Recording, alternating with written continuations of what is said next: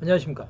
오늘은 요한계시록 2장 14절에 15절의 말씀으로 허가목에 보내는 말씀 두 번째라는 제목으로 하나님의 말씀을 나누고자 합니다.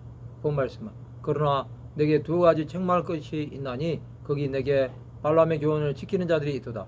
발람이 발락을 가르쳐 이스라엘 자손 앞에 걸림돌을 놓아 우상의 제물을 먹게 하였고 또 행음하게 하였느니라. 이와 같이 내게도 니골라 당의 교훈을 지키는 자들이 있도다. 버가모 교회에 두 가지 책망할 것이 있었습니다. 그들은 책망을 받을 수밖에 없는 교회였습니다. 거기는 발람의 교훈을 지키는 자들이 있었습니다. 발람의 교훈은 이스라엘 백성들을 우상의 제물을 먹지 않고 행음하게 한 것입니다. 발람은 이스라엘 무당으로 모압 왕 바갈락의 부름을 받고 이스라엘을 저주하라고 말했습니다. 그러나 그는 하나님의 말씀을 전하고 축복하였습니다. 이것을 세 번 한 결과 발람은 결국 발락과 헤어지게 되었습니다. 그러나 그는 이스라엘 백성들이 후에 당할 일을 말한 것입니다.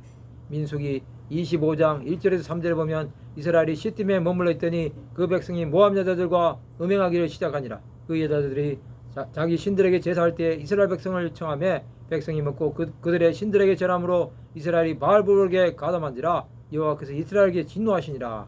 이 말씀으로 이스라엘 백성들은 범죄하게 된 것입니다.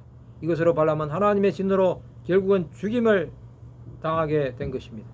발람의 행위는 하나님의 말씀을 죄를 짓는 데 사용한 것입니다. 그러나 하나님의 말씀을 예언한 것 같이 보이지만 결국은 사람의 방법으로 모압 왕 발락의 마음을 산 것입니다. 그는 철저히 인본적인 사람이었습니다. 그의 행위는 사람들을 미혹하게 한 것입니다. 이와 같이 니골라 당의 교훈을 지키는 사람들이 있었습니다. 니골라는 돈을 받고 예언을 한 것입니다. 그는 하나님의 말씀을 돈을 주고 판 것입니다. 그는 시몬처럼 성령을 돈을 주고 사려고 했던 것입니다. 초대교회 이런 행위는 하나님의 방법을 파괴하는 것입니다. 주 예수는 하나님 나라를 전파하셨습니다. 그러나 니골라는 초대교회 7집사였음에도 스데반과 빌립처럼 순전한 믿음을 지키지 않냐고 타락한 것입니다. 그의 이런 행위는 하나님의 마음을 모르는 행동이었습니다. 하나님께서는 니골라의 행위를 보시고 심판하신 것입니다. 우리는 발람처럼 니골라처럼 행동하지는 않습니까? 하나님의 일을 하느라고 사람의 방법을 사용하지는 않습니까? 그렇다고 한다면 철저히 하나님 앞에 회개해야 합니다. 그렇지 않으면 하나님의 진노를 받아 멸망에 이를 수밖에 없는 것입니다. 우리는 우리 자신을 돌아보아야 합니다. 그것은 하나님께서 우리를 하나님의 은혜 안으로 이끌 수 있도록 내어드리는 것입니다. 오직 예수 안에 생명이 있음을 바라보며 나가시기 바랍니다. 사람의 방법은 아무리 사용해도 결국은 망할 수밖에 없습니다.